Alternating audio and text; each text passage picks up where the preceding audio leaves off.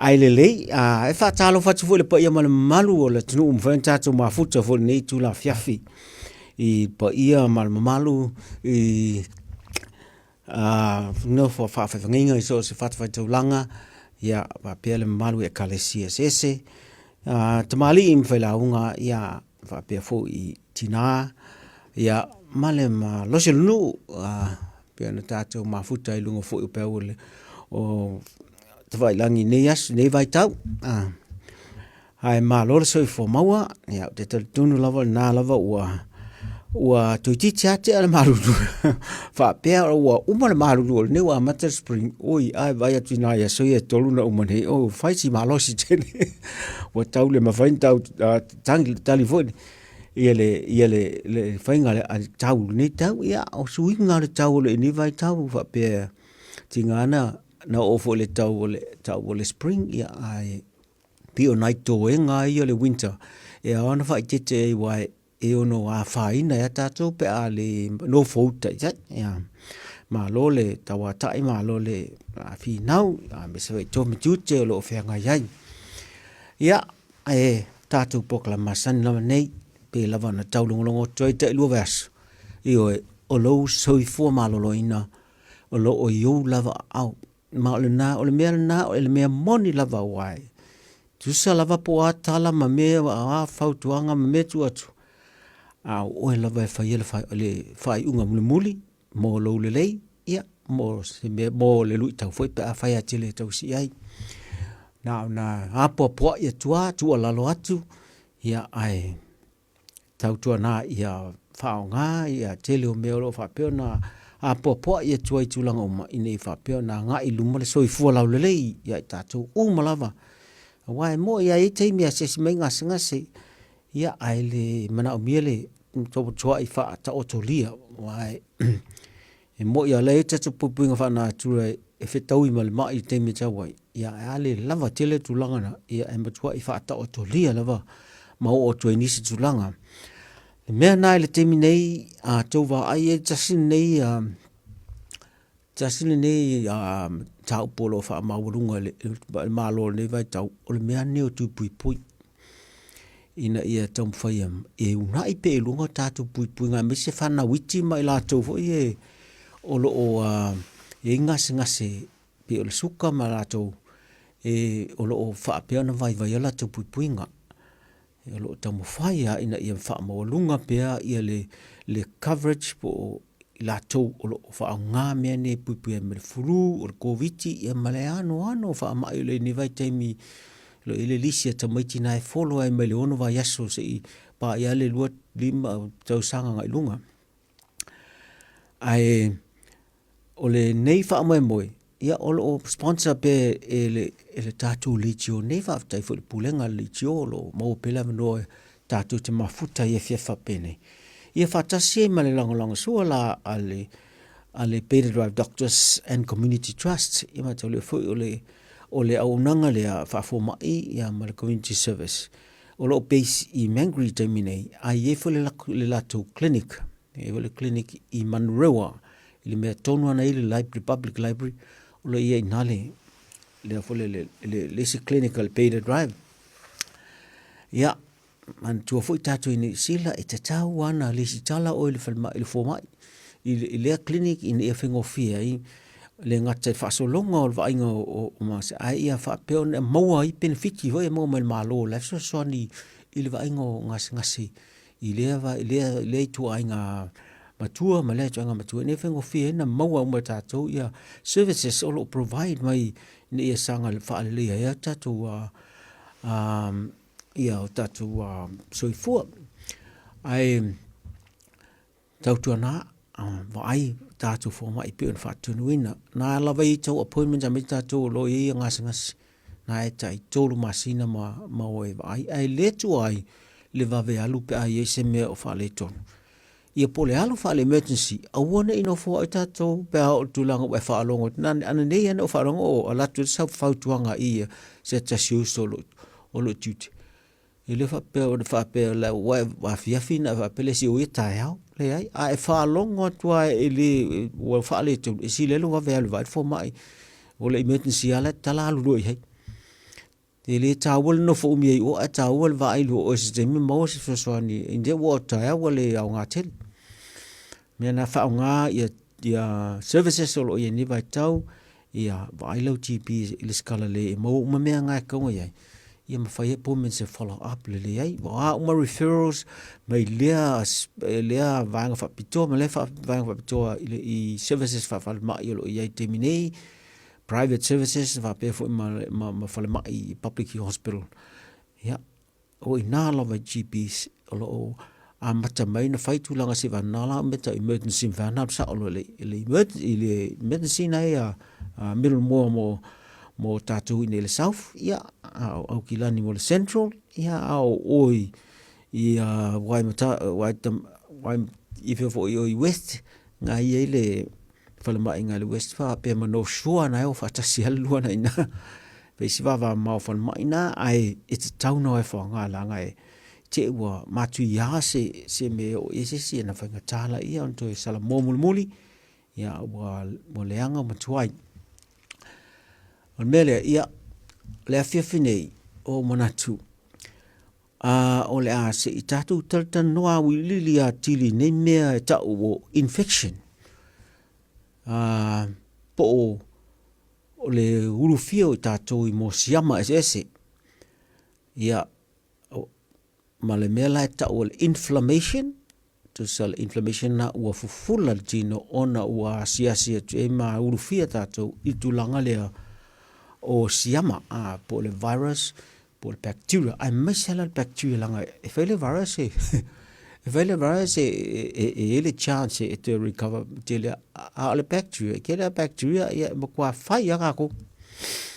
me la na to no fouta ia langa e sel matu ya le la utal no fa bitola le fefine i le taupule na utal no fo le sitaimi o le metal cellulitis atune sang fa manino atile te ia atile manual infection ia matatu o wil ile te na isi mea na mo le fefine ia mo to fa fonga ia le nei ngase tau o le cellulitis ia pol fa sa mo le fufula po le mumua ia po ala va to nga tau e masa ne tato fai na te mata e ata ia o fōringa na te wa e wa mo tua i mumu ale o ngā vaenga na tino iei ia mafula ti ngā fiva ia ona tulanga na ua ulu se mai tonu i nā se vaenga ina e mawhape na lo na fufula ule ngata na ole mea na irisia ma a wasa solo atui au tafa ma te tonu atu ma vaenga se tino le la tātou wa aina e pēa pe atatu o le ngasngasina ne le cellulitis wai ole ngasngasina ne ia e tele tena na tupu pe atatu fata malai nai mea iti o te whaalonga so el ni mea mau tu fonai fa fomini sina final meni a mesa pe o Samoa ia tatu ni sila ia pola sa foi mai i Samoa so nei ia e sia tu ia wale va foi le to masani sia mai lo tino e te la tulu ai mo lo sin ta mai manu o lo tino se vaenga pa me sa lai o au lalo o le faingo fie na ulu ese siama manu fo no fo le nama fana fanau ya la te fe alwa ya o e fai o me bisi solo e fema fia ai mulmulen e fa longo ina o fa le tonu tele fa le tonu ya peno fet na sina ma sina ma fo e a po sina ma vete po se tuia po le hala vale tanga me o ta ele tino le skin la le ole tulanga na e masani na tupu e ono avea ma fa ha afia ngo fi ai ia le tino le ngas sene wo le siam ia le ngata le ole tulanga fo le ile no fouta tatou i nai manu nu alaiti pe ano fai atu ila vea la fe alwa ia se cover foi se fulu foi ata ai no cover se me awuni ia to ia fa to inicia mai lunga e fulu le fa simboli ma cover lo wala ma tona mo nate se to fai fa le pa ta ele le ai au lava ni fa dia ni vai ngol tino ua a faina I pu manu a peango a te tawana vave na kama wai vea na ma wala e fa a fia ngo fia I me tau sailo le tulanga le cellulitis a faifo o e te mai suka pe la I niu tong fitinga mo ka nesa ma me fa pena ia tatou lana e a fia ngo fia te langa ua matua vai a tatou puinga fa natura e tau mo fai te pesi ama pe auro ti tono tatou tino. Fa pena fo tatou e faisi la popo o te isi ia ona a tele nga o tino ia e le lava le toto e fea lua ina fe avia e mea tau ia mana o mea tino. E sanga fa fai ele taua ma siama tele nga o ma fa fai taini e tulanga tau fea lua I toto ne fai ngofia na o te fita ma avese mea fa ale tonu e tauna vese. Ia ma le tulanga la vartuai nao e vai ia fo mai na o pe no taua e ani si tuli mai ne New Zealand tulanga fa le tonu wa ai fo Australia mo ia e tau tuli me fa ne wa ai lu fa mai I na fo I vai na fo ia tunu ia atune tau fa si tango tate fo pe fa ia o citizen ia ma le si tulanga e fa le tonu o le mo tatu tapa I tatu vai foi ma sani sa fai laso ia le ai o temine wa sui foi fai nga lo ye me fo yo we temine wa sile tuno na nga fa nga me na ai fa tu na I me na e mai solo I tunga vao mai si me fa pena ia langa la fo isa we mai si ama pe a le fai tete ia ma fai tete mo tu langa leo o mo me o fai tau I me po e fa longo tala fo inis e fa sei nai oi ina meichi ia ai te wa ve ma metele o le ngas o cellulitis e matua matautia e le sta mai mea pe ona mai tawina I la tou ua tofo ia le mele o aunga la ngas le pe fa pen tulanga nei ia ato ne tele I vai tele I lole manua ia ai matalona e falonunga o tingitinga le vaenga tonu ana lo tino ia mai tanga tu pe o mafana ia le leva ai o temina o fula fo ia o matana fula ma tinga ia o temina o amata e tauna no fo te o wone fata malai e se so elo mal fa tinga o fata tele tinga e o le tanga tu e tau lomi o le matua tinga lava ma e fa longo ina lo o tinga le vaenga le tino I lunga atu o le mena I le fula fata te ingola le vai ai o lunga I le onga le masani na oso le meta o le punga o le mo tonga na ina lau te mua sensinga I le leanga I sau mwela le vai fa pena fo malunga I vaenga I o tino I lunga I au matulanga langa se itulo o mena lau te mua sensinga le sau si amana I loana wo atu fo ina temina mo tinga fula ia maoso ma le malili temina I le sta mai malili fo o le matua I malili ia ai o nisi fo ia pe fai le anga te la tulango e o atu temina o matua tinga le ulu ia mafalongo pe o ma sangia le ulu la te mo le tino ma fa ma puai ia o le temina ua a folo toto temina ua pau lalo le anga ua ona te lo tino ua tele ina va te tele ia la toto ia arteries ia mfa penampa ua le blood pressure tau mo faile le toto e tau mo fai pamu fa vave tau fa o langa la ua o diet ia awa alu le blood pressure tengi mela na e tele na a le fai te pa ua lalo e te head injury al temina pa pau e na e o le fa tamala te o tulanga na o mutua mata utia al tulanga na o iai mela na tauna fa atete ia unga na ai falongo ina misal mena tuaia a wa falongo no wosa le puna ia bota tauna vave na o fo mai alu le emergency pe abu puni lo fo mai langa o le signal na o na wo solo male wo mai na solo le fainga siama na ia awal solo siama na mata tu le na faino le o le tino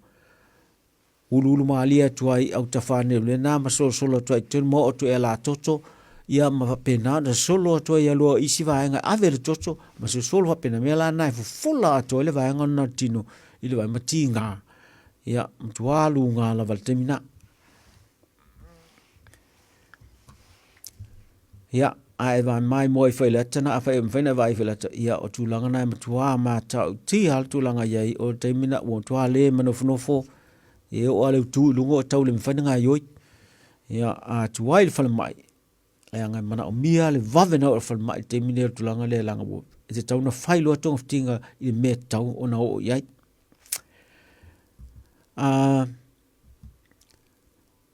O nga leanga la le whaamaila ni masantile. Ia ali o tlai o nga. O le tonga whitinga e mana o mia tele. O le matua whai ale IV antibiotic e le lava le whala au. Wai whala au tue hingi. I le lava na le tulanga na. E mana o mia le matua whai ale tui. E ave le toto e siaki po o le ara siama mo ilai e. Ai a mata lo le antibiotic te mina. Ha o whaatali le test le ave. Ia mai e loa e na o mia tu e sui ela le antibiotic. Ia ai a tela teme mai lau sa o le antibiotic la whaangalanga tela na whaanga antibiotic e lau tele le nga e whaingofia o na kawa mai le tele o bacteria. Ia e ngatala na whailo IV ma whaitu langa umana ua ia te mina matua le mana o ngesa o me tau sami mana o mi whanga lau tino i IV. Ia whaitu ai mautuin tu langa na ai matua malo lo ma wha maulunga lo au teimina langa tu ulunga wha maulunga ia whaingofia na ese mai e leanga solo ese leanga malvanga lo tino. Ia manua o tau na fufulu le teimina ia ma whaile le cover po dressing le teimina e iai pa whaila i titi. Peita ia ne a whai ai maita wina le foma i ua pala le vai ngol tino le we pe wa nisi lava tulanga wo tulanga na ua pala le anga ua le tusa ua le se ola i nisi o vai ngol e mana o mela le matua ave ile fale tipi e fa mama ese mena i ai nisi lava o tulanga o le ave ese ai o le vai ngale o tonga tino po le vai po le fea lava le mena tu po wa atuaina ves ia wa tuas tu langa mata utia ia mela na ta wa yan fa tete langa e o no wa tu langa na o le ave se va ngol tino e fa tuaina ave mo le se feinol so fu ia ai a faila e mo fela o tu langa le suka mai singa se va pera ia o le taimina e matua va ai fa le tu langa le langa le mana o mia al maulunga suka langa le maulunga le suka o le fia fo na siama e ola atili tono tino langa le suka o la el siama ela na te taua ia ona matua tu o le suka ela le me tauna ia e le lo fo ai te taua tu ela le tulanga ia tau ia inu le fala au ma fai me tau same taua ina ia maintain le suka le me tauna ia ma onisi fo tatou e maua tulanga le e ono fai la le tui pui na tau le tui o le tetanus. Tui ana le tele whaasolo i tui inga tamaiti, ma tele na fai a tatou pe a tui e tatou vai i vanga fai si. Ia ma o tūnei masana i sao ma tui alo le whao po le alawan me tui alo va. E va tuai fai ele tui nai i teime fai elo a tau fitinga le teime na. E tele ana fa po le lima ili. Palu tau sanga tau na fai lo tui na ia tau falantu e whairo tui. Ai a whai ai le mautinoa. Pena whairo tui na. E sile ale whai langa e moi wa a lata mai. A masalo po se tau sanga pe lua pe a whai na whai. Ia ai le te tai ai le ingi complications o nau ni nā mea to e whai atu si. Ai tā ua tel pui o e male siamala leo le tetanus. Langa o le whangasangase le tetanus. Le salma idili. Pe a whai tātou. E maua langa skase lea, e no fola ma nawe me le me whaitu sa uma uma masa o lo fata ma lo titongo lo tino atoa ia whaatasi ela ma le ala mana. I le me whaina e tue ma nawe le temina.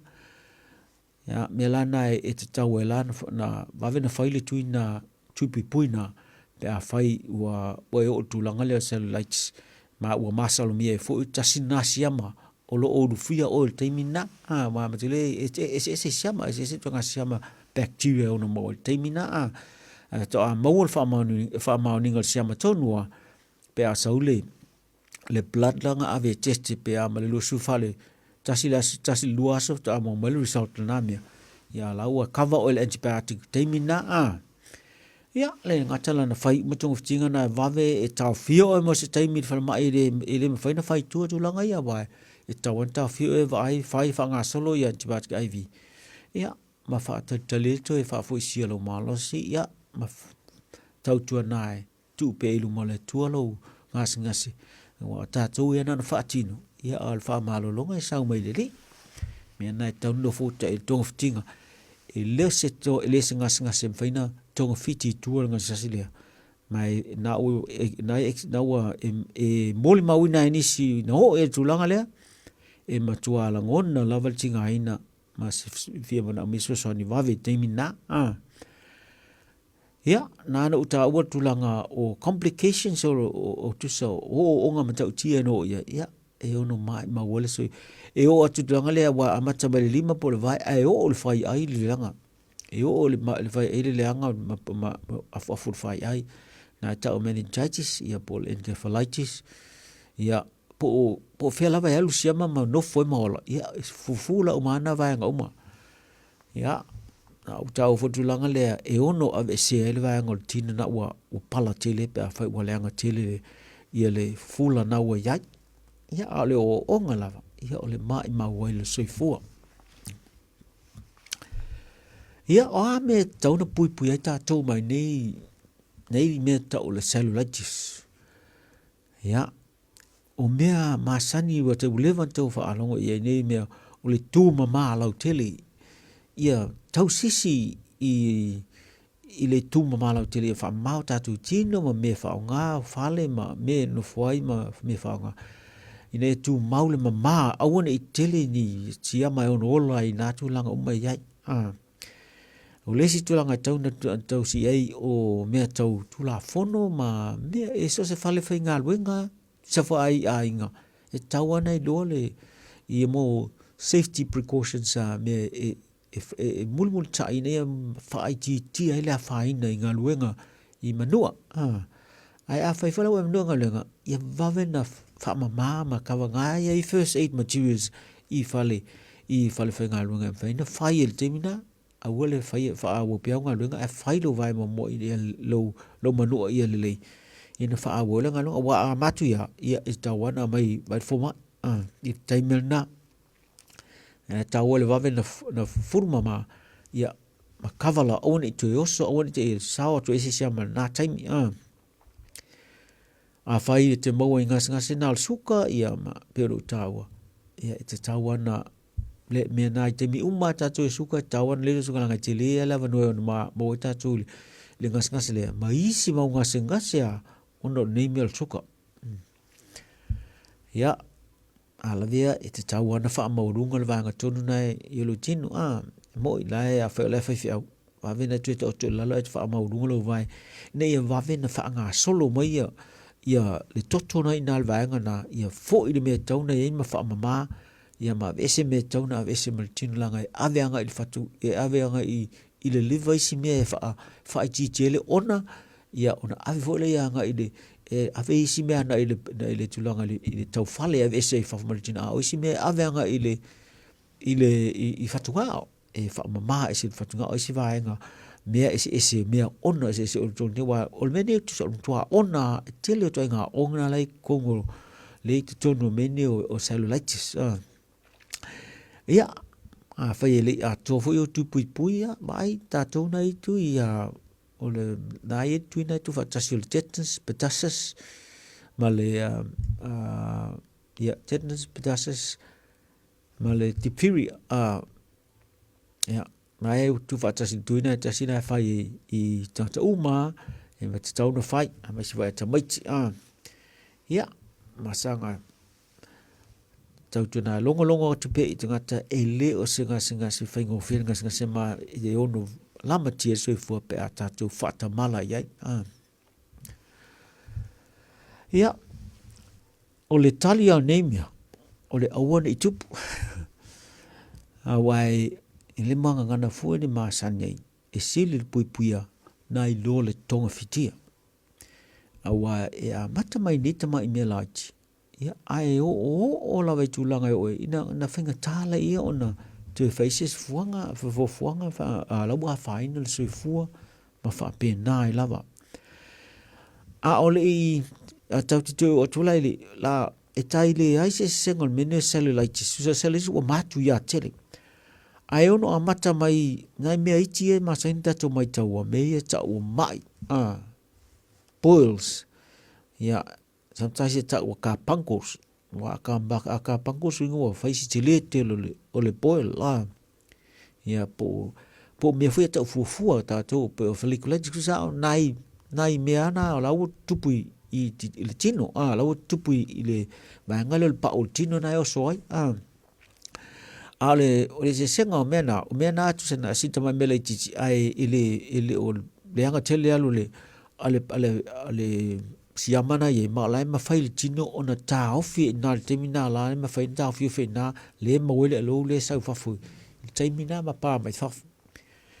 ale tulanga le cellulitis ya e tuai de formula e tuai nga form me nga paswa pasi e masal fai ta wasa ta sa pas le cellulitis ya ele atos tale lu su fa tu la o matua e fula ele yo te me sa na ele ali me tulanga na ile I peno vai I mo mai subo ma mena mai fa pena fola I so se vai ngol tino e so se mela vai ulu le siama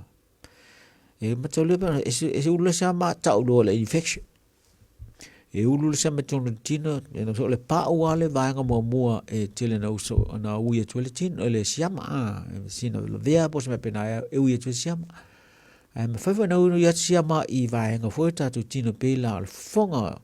lo telinga ya o le isu ya fa I me na e uye tole siama de ta tu vai so la vo be I le tulanga le covid ya ma le flu me ta telena e uye tole siama na ya ma fa pe na lo na o tu tunu ta tu mama e o tu le mama ya fa tu lo ma bacteria lunga amata o virus mo bacteria ya bacteria lo pneumonia tele tanga tu mai ma se fu ne pneumonia la ngai sa to pneumonia o fufula na tu no la mama funa tu mama le pe o cellulitis le fufula vai ngol tino I fafo o tu no mama ile ya se ngol fufula na pneumonia ma fufula cellulitis le tatal no ni me na tawo tele fa manatu awane manat mama fenga siama ya nga tele tawo tele tu mama lau tele ia mal mena fa ngas ngas te mo fai e ta fiu fia e on ia fai nei si to ainga ia vaven tong fitia ia on e solo le siama to no la ainga pe ta to mai moinga fo I fenga le covid nei nei Awole leo ta tonua la fa muta I fesina malonga e ta to fu malia a tonua I ni fesili ia po se moli mauola fo asesi ia a faina e a faina dulanga le kapanko o le ile cellulitis le le na fa so mai ia na tatua talanoa chile la ilanga o le fatananga e sau mai a o I me fa pene le so na fa so inisi tatana pa ma fu mel malonga fa tsa lava ia sau no mai o ele fisi ya la sunga le po mai ma se puera mala ma capita flora so I fo manuel la sunga alo ai po ka che po el bia le lugar que po fa bole la sunga po mai alo se ma me sau no ya ap ka bra bo fisi de ku el covid-19 covid sulu iba ya e kusa lua ku nga fa inga bangele ya toka botai liko bosenga pomba ai manu tupa ya a kasi do ku nga fa ni kembes ngar ko kui ele fa la si ku longo fa ba lo akole la kolongo basinga o ba kui pe fa ko la ko fa si ku pa un balongo basinga fa bore imbangede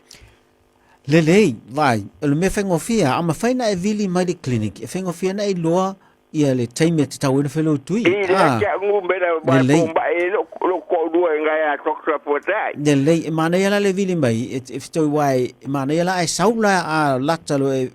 whaiwa tiu taime nei, vai la sto na nei, la fui futo e whai fui tuinga, mai mau e fui masina voucher fui le whai shopping, Ia papi. Le sto na nei, wale le wa sa no tu langa le wale le na tu e fa mana tu tu lo wa la wo tu e fa ta tu na tu na e ma wa me le voucher shopping voucher wa me so so ni fo i la inga nga sa fo mbe akolo ngo ba singa ko fa de skui ale fa ku lo fa o fa la be ga wa le ale lu ku ngo fa nga ya ko ko ya ko officer mala ku ngo fa de kembe si o hanga le e mo mai records e tu langa o tu inga la yai ona i loa la ia le tūlanga tonu ma le taime tau lona whaile stui a mā loa na e wha mau atu wha whonga mele tunu o nā lawe te tau se taime tau na whai ai a mā loa le on sai ia wha kai la wana sunga ni po mai wha ma mai a loa voi i putau a wha kai la sunga po mai ma uia po kara ben ngepea lo fa atu i putau kusa pe ya kusa pe lima sfuru ngeu ku e fai ole akiri maro se nga lo tino alo fa tumbo o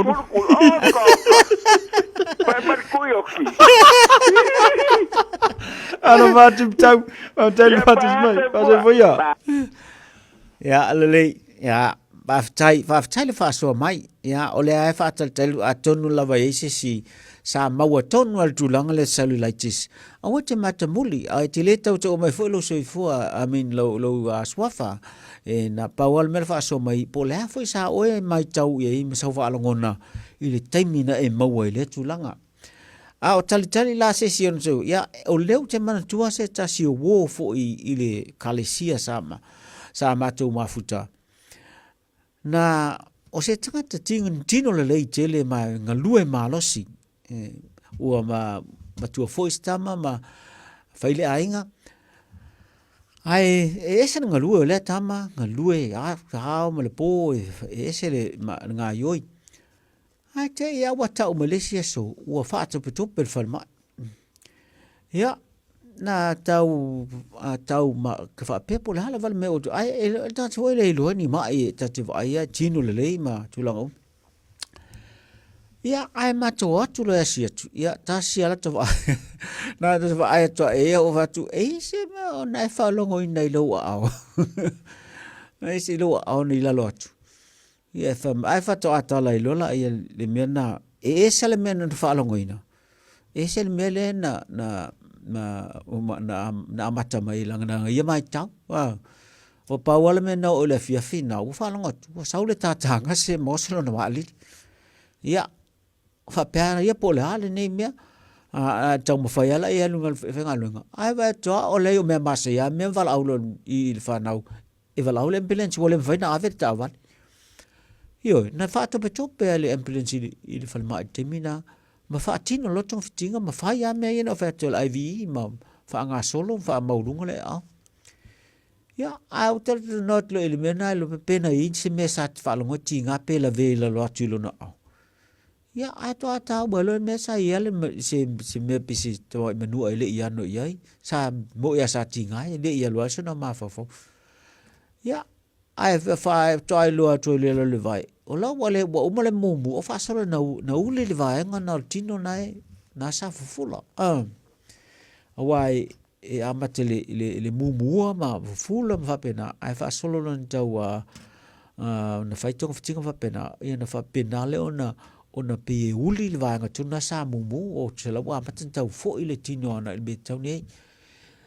ai a wa tu se mele laina tu se lai mele lenga la wa tu si lunga e pito lunga le vai la ile lenga na tu se la makai le me no o ma ile se solo le mumu la le tu sa fa ile maka na te me tu ye fa ye tong fitinga e longo fe fo mai po fa solo na le fula le po fa solo na sa pasi male laina na lo hinga le ele se le tele se nga tong fiti la ye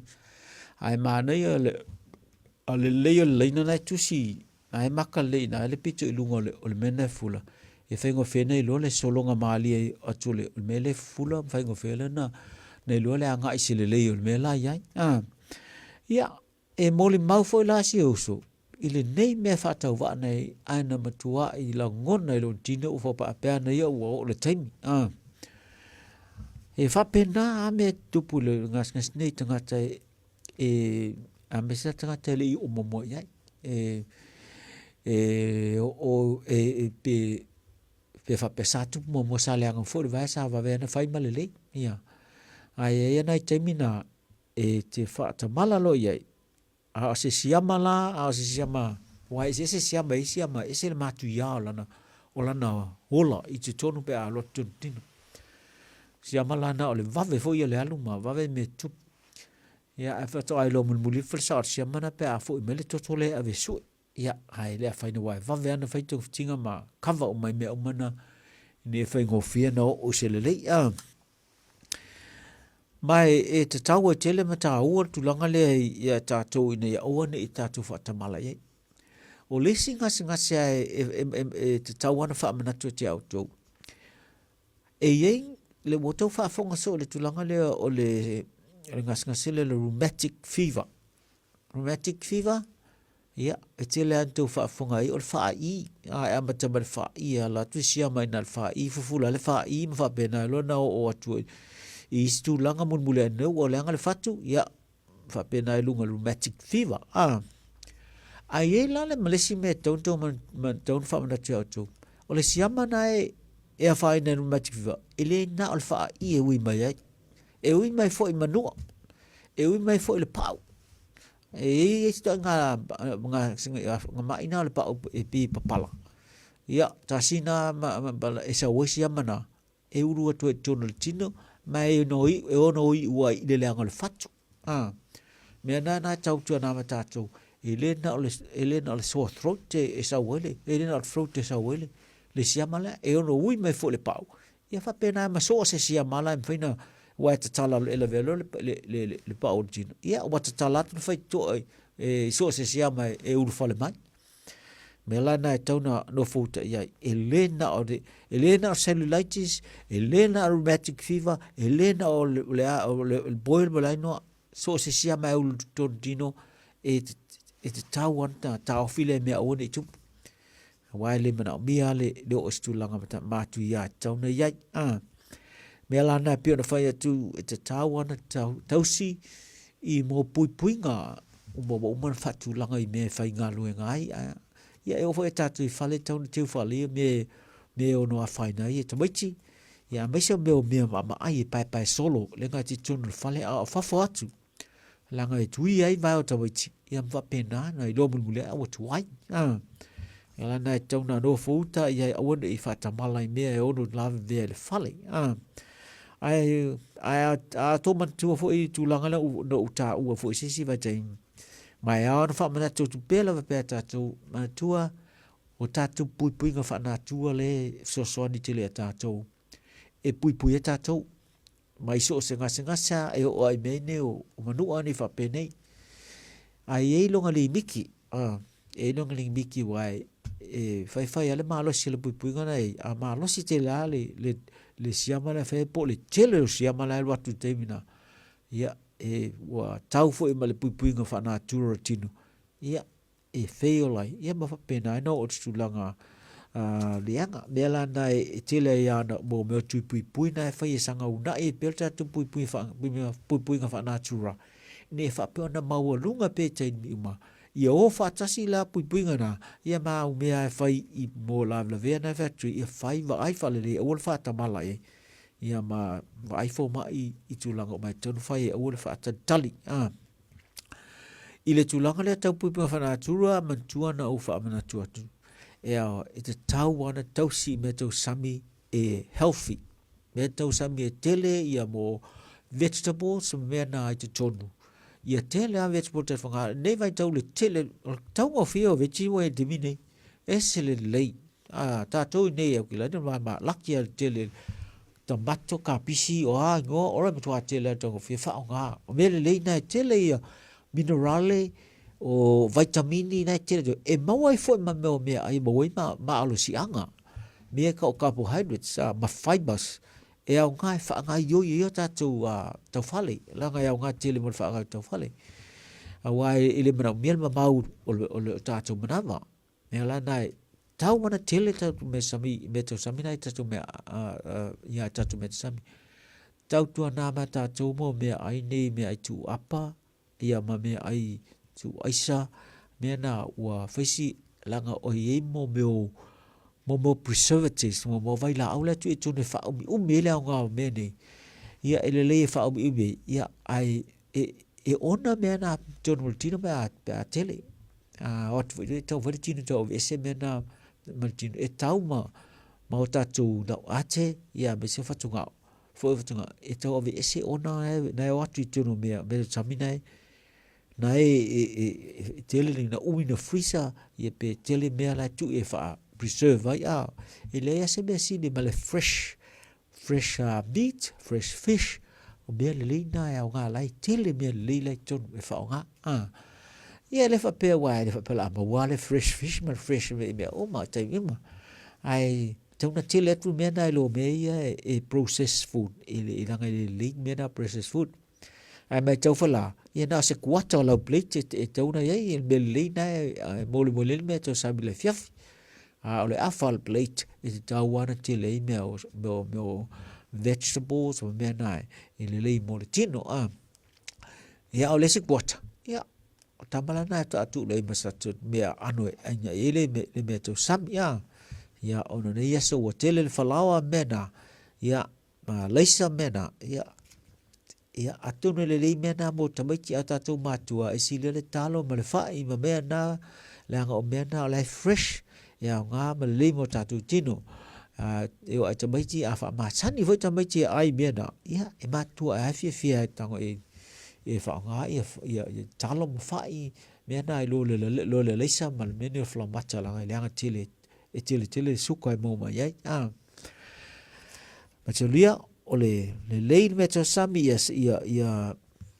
ia fa pena ona healthy lo meto sami ia lava lo exercise fai le exercise tan le wa mata le la wa fa so ma fan me ia don't to catch up lo exercise ba fa sa exercise fa si malu lutil ia tu fai to le lang le tele fai tu wa te fifo tau amata na ma fai le exercise to no fale I savali fa ata milo le fale ia le nga vai mera sau TV I taiao ia tele exercise na mo wai la vala exercise na o foi fai exercise foi taiao na I le TV e ma no tele exercise na te malulu ia ba fa ia la fa foi fai go fi exercise ia o tasi ala le meto sa ia ma le tu langa le o lo exercise ia le malava atu tua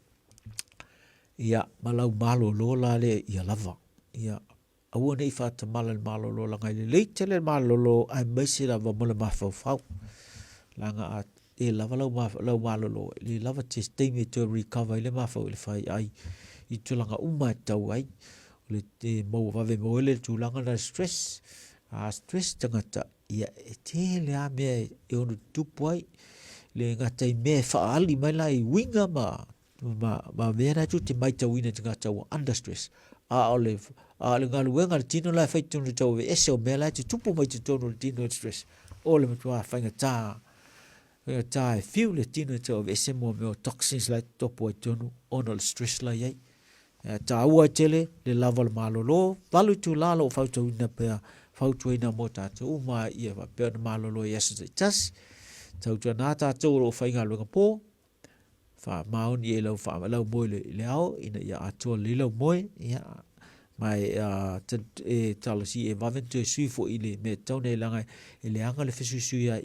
I tu so e upset tele tino ia fa pe na mo fia ngasi ai tono le ise si fa facility minei ai mantua tatu ta opule fa na tu ole me tau infection me o tulanga o tulanga ese e ono ulfi ele tino ile siama pole ala vertanga siama ia tau fai tau si tu mama ia o ai nei so foi ia tau o nei ulungo fia siama po fe lava o so mai ala lava tatu pupinga me foi na fai tatu mask pe fai fetale ia langa fai go tia pesi flu mal covid ia o tu na o fai clinics ia mau foi falmai ia lawa ia mascot o te whaanga langa tere toi ngā mai nei ei vaenga I mena o I clinics ia ma falmai o wana natu mama ia o lea lawa e ta alawa le covid mai oro sui e le ta sui pele siama e fai fu ile to ile fu nei tu pipu ya la al mesi de la fai asu nga la scientist ya ne fa pe ona a tu sui mai ala we ni si me tu fo ya ya fai pe ia le tu la covid ile dai ma fa na tunga ta tu ya awa la mani tu pu mani me o le tu ta o fi mai o me o la langi o tu langa le I mo infection fa pe nei e o tu pu fo ni si me fa le ton ya out the ton wa la malam fai ulta tu ne fiafi a ton o mai se nga ni ta tu ma tang ni fiafi fa fo mai noi I le ta tu matanga ya fo ni fa le tonu le fa so atu ya fa malulu atu ola matua tu na e te tonu la I sa nga ta tu tosi pele se fo la le I me uma ne fa pen fa awa pe ta tu su fo la le ya awale se fo malolo tu mai le li ta tu te su fo ne vai tau ya ma we pele fia a ta tu ye nei ma fai tiute ma tofi pe ona tofi ta tu nei la lang ya ai fa manu tele tu ai malolonga le fiafi ya ma ta tu tu fila I fo le si lo vai asa te tonal ta tu inga lo fai stona I le mangele le period doctors